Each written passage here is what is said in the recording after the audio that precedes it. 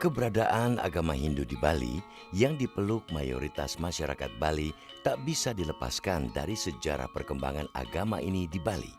Dalam sejumlah studi sejarah, agama Hindu yang berkembang di Bali banyak memadukan keyakinan agama Hindu yang datang dari India dengan berbagai kepercayaan lokal masyarakat Bali. Agama Hindu masuk dan berkembang di Bali dengan cara damai dan terbukti membawa kedamaian hidup pada masyarakat Bali.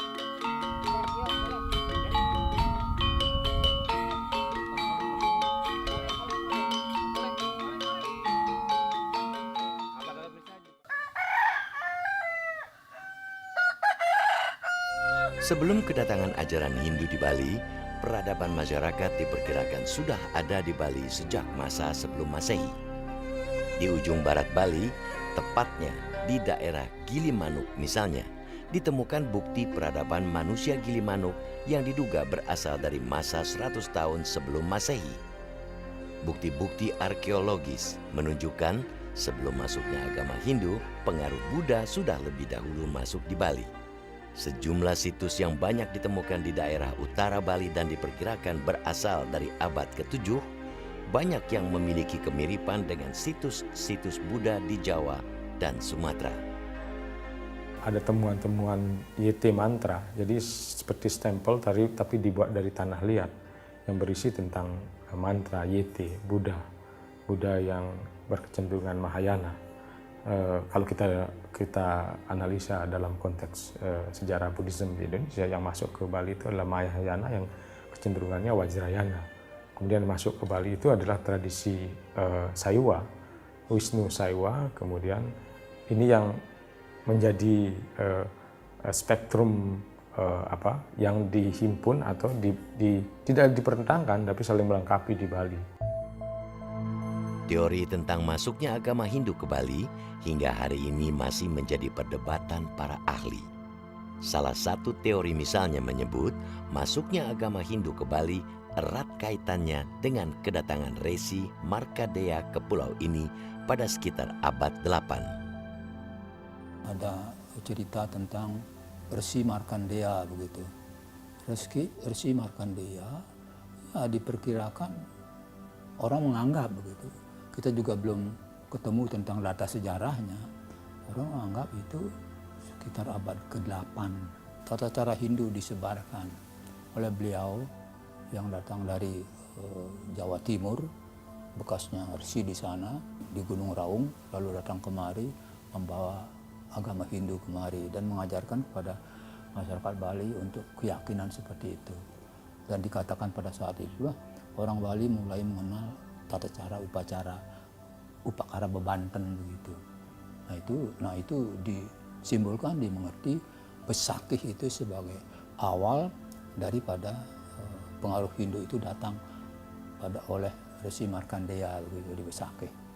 Walaupun sebelumnya ada cerita seni-seni Hindu datang di sini, tapi sebagai tata cara agama itu tampak dari cerita Resi Markandeya. Namun, meski menjadi teori yang dominan dan kerap dinarasikan sebagai fakta sejarah, sejumlah pihak meragukan teori ini karena kurang didukung data-data arkeologis. Sebagai mitos dan sebagai mitologi itu memang menjadi mainstream pikir bahwa Markandeya adalah tokoh dalam dongeng atau mitos itu, pendiri salah satunya Besakih. Tapi cerita ini baru muncul tahun 60-an, menjadi populer di tahun 60-an. Kalau sebelumnya para peneliti seperti Profesor Goris, ya, kemudian Pandit Sastri yang meneliti, kemudian ada tokoh-tokoh lain seperti Kempers, Tutterheim, itu tidak merujuk pada Markandeya sebagai pendiri Besakih. Bahkan di dalam naskah utama tentang Besakih, namanya Raja Purana Besakih, itu lontar, yang dikeluarkan oleh periode Gelgal terakhir, tidak merujuk Markandeya sebagai pendirinya. Jadi itu lontar, ya, tidak ada kata itu, tidak ada figur itu.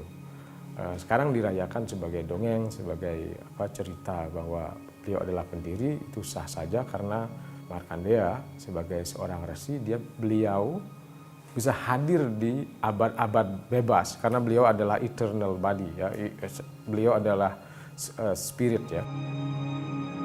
Tokoh lain yang sering disebut memiliki peranan penting dalam penyebaran agama Hindu Bali adalah Empu Kuturan. Beliau diperkirakan datang sekitar abad ke-9 atau 10 Masehi dan mewariskan banyak tradisi yang masih dipergunakan dalam berbagai kegiatan keagamaan di Bali. Jadi Empu Kuturanlah yang menata kehidupan beragama di Bali untuk mempertemukan tradisi beragama secara tradisi Bali dengan apa yang ada di dalam konsep agama Hindu. Tapi pada zaman itu rupanya beliau juga membina masyarakat sesuai dengan setinggi mana pemahaman masyarakat tentang kehidupan beragama ini. Pada waktu itu lebih banyak beliau mengajarkan supaya masyarakat cukup mengenal leluhur aja dulu lah.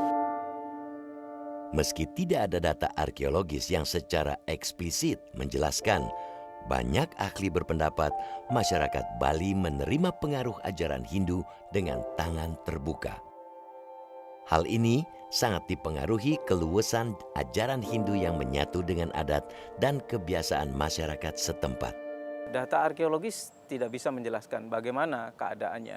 Tetapi bukti bahwa kehinduan sampai diterima di pedalaman Bali, di tengah-tengah Pulau Dewata, itu artinya masyarakat sudah menerima dengan tangan terbuka. Sama dengan di Jawa, karena prasasti Canggal itu ditemukan di pedalaman Jawa Tengah, di daerah Magelang. Itu menunjukkan bahwa masyarakat Bali kuno, Jawa kuno menerima pengaruh India itu, menerima agama Hindu Trimurti itu. Pertanyaannya, mengapa mereka menerima?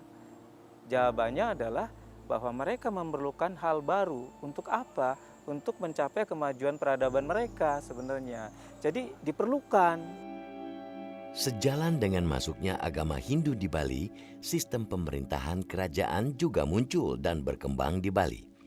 Prasasti Blanjong di daerah Sanur yang bertarikh 921 Masehi menjadi prasasti pertama yang menyebutkan tentang keberadaan pemimpin atau raja di wilayah Bali. Sistem kerajaan hipotetik belum ada dalam pengertian kerajaan yang seperti India gitu. Yang ada mungkin adalah sistem pemerintahan kelompok-kelompok komunitas atau desa. Kalau di Jawa namanya wanua. Ada juga yang disebut dengan tani kalau di Jawa bagian timur. Itu memang ada. Nah, sangat mungkin para ahli berpendapat inilah ketua-ketua wanua itu, para pemimpin wanua itu yang namanya para rama, itu yang akhirnya berinteraksi dengan para brahmana, baik yang datang membawa agama Buddha ataupun yang membawa agama Hindu. Dan mereka kemudian setelah terjadi interaksi lalu mendapat pengaruh ajaran Hindu dan Buddha itu. Dan mulailah diajarilah mereka tentang suatu sistem yang memerintah secara baik dengan wilayah yang cukup tertata, namanya kerajaan. Jadi sistem kerajaan itu bersamaan berkembangnya dengan maraknya penerimaan agama Hindu dan Buddha. Meski sejarah masuknya agama Hindu di Bali masih menjadi perdebatan, keyakinan yang merupakan harmonisasi kepercayaan lokal Bali dengan ajaran-ajaran Hindu yang bersumber dari kitab Weda yang berasal dari India ini masih hidup dan mengakar kuat di masyarakat Bali hingga kini. Hal ini salah satunya terlihat dari banyaknya peninggalan pura dari masa awal masuknya ajaran Hindu di Bali yang hingga hari ini masih digunakan sebagai tempat peribadatan.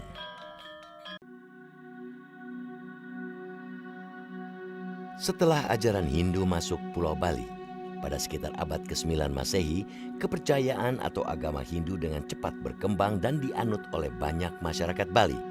Sejalan dengan perkembangan ini, berbagai pura yang berfungsi sebagai tempat peribadatan umat Hindu banyak dibangun di berbagai pelosok Bali.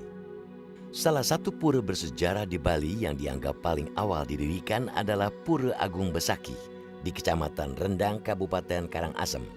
Pura Besaki terdiri dari satu pura pusat yang bernama Pura Penataran Agung dan dikelilingi 25 kompleks pura pendamping.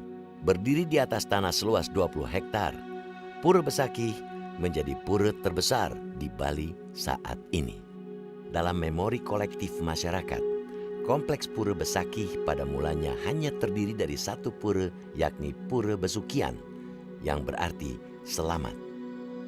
Sesuai dengan sejarah yang ada, makanya dibangun pada abad ke-8. Yang membangun beliau bernama Resi Markandeya. Resi Markandeya, beliau itu datang ke Bali, bahal sesuai dengan sejarah mengatakan beliau datang 2 kali ke sini. Naskah tentang Besakih itu menyebutkan Dukuh Segening. Dukuh Segening itu adalah salah satu pemimpin ritual di sana, dan juga Sangkul Putih. Sangkul Putih itulah yang menjadi, kalau membaca sejarah Bali seperti Usana Bali atau Usana Jawa, dan juga beberapa babat dalam lontar, yang disebutkan di Besakih itu adalah Sangkul Putih gitu. Sangkul Putih adalah tokoh pemimpin ritual dan pemangku tertinggi di sana. Kemudian di zaman Gerjal ada Dukuh Segening gitu. Nah, ini yang menjadi tokoh-tokoh yang ditulis terkait dengan Besakih dalam lontar. Proses menyatunya ajaran Hindu dengan kepercayaan lokal masyarakat Bali tidak berlangsung tiba-tiba. Berdasarkan cerita yang hidup di masyarakat pada masa lalu, para pandita Hindu tidak segan berinteraksi dengan masyarakat Bali Aga atau Bali kuno yang sudah mengenal pemberian bantenan atau sesajen kepada kekuatan lain di luar manusia. Sesuai dengan cerita, sebagai babat dalam Bali Haga atau Bali Muda, dulu pun sudah mengenal yang disebut dengan bebantenan. Artinya berupa, ya pada maklum zaman itu mungkin disebut artinya orang percaya terhadap Tuhan, yang dimana posisinya tidak seperti sekarang. Beliau mungkin pada saat itu ada batu dan sebagainya. Beliau artinya mewujudkan Tuhan berupa apapun, artinya juga membuat berupa sesajen. Padahal daksina pun sudah ada zaman itu, pada zaman Bali Pulina. Upaya meresapkan berbagai ajaran Hindu dalam banyak cerita di Bali pernah dilakukan dengan sangat baik oleh Empu Kuturan, salah satu tokoh penting dalam sejarah agama Hindu Bali. Empu Kuturan misalnya berhasil menyisipkan ajaran Weda pada upacara adat masyarakat yang kemudian menjadi awal harmonisasi ajaran Hindu dengan kebudayaan lokal. Empu Kuturan ini beliau datang ke Bali karena melihat situasi di Bali seperti itu, dan orang-orang Bali Haga yang ada di sini, maka beliau itu memaknai sebuah perkara banten-banten yang ada di Bali, saji-saji yang ada di Bali, disisipkanlah Weda oleh Empu Kuturan dan diberi nama. Maka setelah itulah sistemlah muncul tingkat Sumarti. Awalnya kan Seruti, maka timbul Seruti dalam arti pengetahuan yang benar, dan seperti masih kata tafsiran. Sejalan dengan semakin banyaknya masyarakat Bali yang menganut ajaran Hindu, Empu Kuturan menggagas pembangunan kompleks pura lain di sekitar Pura Besukian. Kompleks ini kemudian disebut Pura Agung Besakih. Empu Kuturan inilah yang berjasa untuk menyatukan berbagai aliran-aliran sekte-sekte yang ada di Bali menjadi 3 tempat pemujaan yang disebut Tri Kahyangan. Jadi tempat memuja Trimurti saja, bergabung dalam Siwa Siddhanta. Jadi ada Pura Desa, pemujaan Brahma, Pura Pusah, pemujaan Wisnu, dan Pura Dalem, pemujaan Siwa Durga.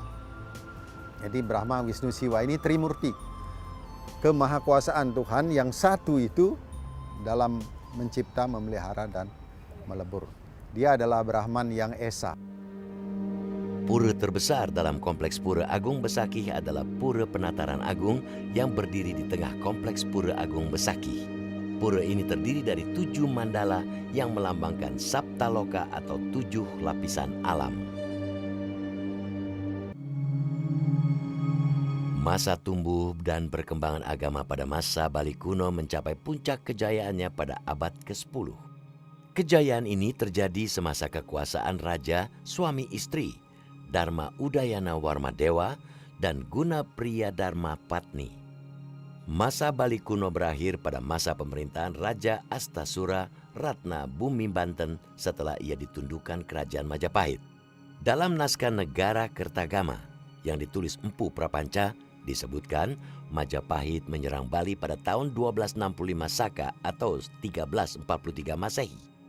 Masuknya kekuasaan Majapahit membawa pengaruh yang kuat pada tradisi dan kehidupan masyarakat Bali. Kalau pengaruh Majapahit di Bali itu karena sejak abad ke-14 tahun 1343 kalau tidak salah. Nah itu menaklukkan sistem kerajaan Bali Kuna. Kerajaan Bali Kuna itu kan masih artinya terpecah antara Siwa dan Buddha masih cukup berseberangan gitu di Bali Kuna itu. Walaupun ada bibit-bibit penyatuan. Tapi di Jawa dengan Majapahit sudah itu disatukan dengan Bhinneka Tunggal Ikanya. Nah ketika Majapahit menaklukkan Bali, konsep penyatuan ini dibawa dari Majapahit. Ke Bali juga muncul konsep itu menyatu. Jadi konsep Hindu-Buddha di Bali juga semakin dekat. Dia tidak membedakan.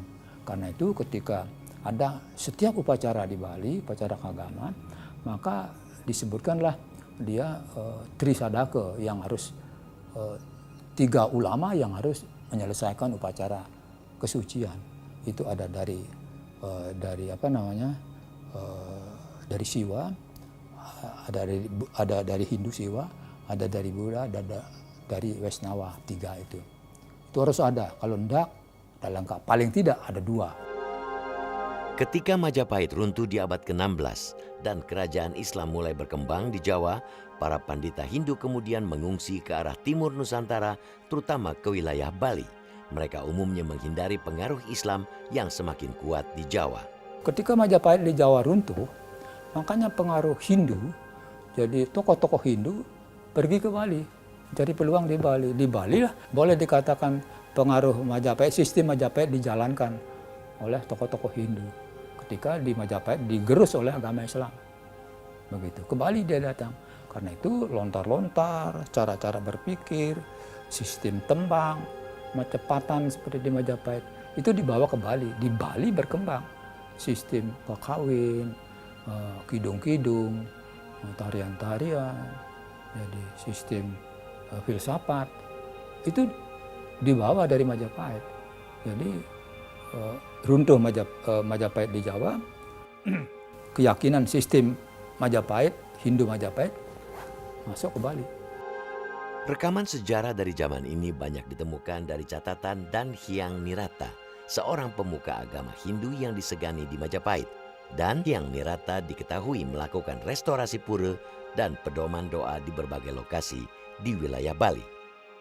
Beliau datang ke Daha, kemudian hijrah lagi ke Pasuruan, akhirnya memutuskan untuk ke Bali gitu.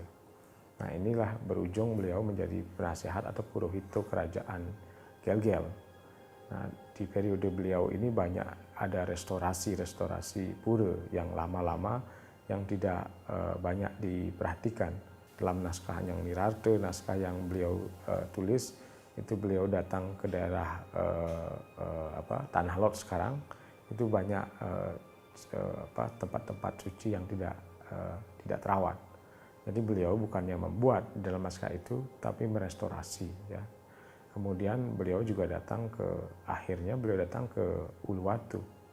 Uluwatu itu disinyalir sudah ada, tapi beliau ngenteglinggih, jadi merestorasi secara kesucian pura-pura itu. Keliling Bali lah beliau melakukan ekspedisi restorasi pura-pura dan juga merestorasi pemikiran-pemikiran, memberikan kembali pedoman-pedoman pada kependetaan, sehingga beliau sampai hari ini menjadi salah satu acuan dalam kependetaan Siwa di Bali. Salah satu pura yang memiliki corak pengaruh Majapahit yang kuat adalah Pura Taman Ayun di daerah Mengwi, Kabupaten Badung. Pura yang didirikan pada 1627 Masehi ini merupakan pura kerajaan Mengwi yang juga terbuka bagi masyarakat umum yang hendak bersembahyang. Pertama ada berfungsi sosial religius, melayani masyarakat dalam melakukan peribadatan, melakukan sembayangan. Yang kedua, fungsi pura ini adalah pura sebagai pemersatu. Jadi umat Hindu, apapun, kalau umat Hindu itu kan seperti Anda tahu, jadi ada klan-klannya itu, ya kan? Ada kasta-kastanya itu, apapun kastanya, apapun klannya itu, bersembayang di sini bersama-sama. Jadi tidak dibeda-bedakan. Berkembangnya agama Hindu di Bali hingga dianut mayoritas penduduk tidak serta-merta menghilangkan tradisi lokal masyarakat yang sudah ada sebelumnya. Hingga kini, banyak tradisi lokal yang telah melebur dengan ajaran-ajaran Hindu tetap dilestarikan dalam berbagai bentuk upacara keagamaan yang mewarnai kehidupan beragama di Bali. Hari Raya Nyepi yang diperingati umat Hindu sebagai pergantian tahun Saka misalnya, merupakan satu hari suci yang mencerminkan akulturasi budaya di Bali. Bagaimana caranya memperingati tahun baru Saka itu? Diperingati dengan peringatan-peringatan tradisi yang ada di Bali yang disebut dengan Nyepi. Oleh karena itu, hari suci atau hari raya Nyepi yang diperingati sampai sekarang ini, nanti akan diperingati tanggal 7 Maret 2019 itu sudah benar-benar akulturasi budaya India, tradisi India dengan budaya atau tradisi Bali. Nah, dengan diperkenankannya tradisi-tradisi ini tetap dijalankan, dijiwai oleh agama, itulah sebabnya dia lalu disebut dengan agama Hindu Bali.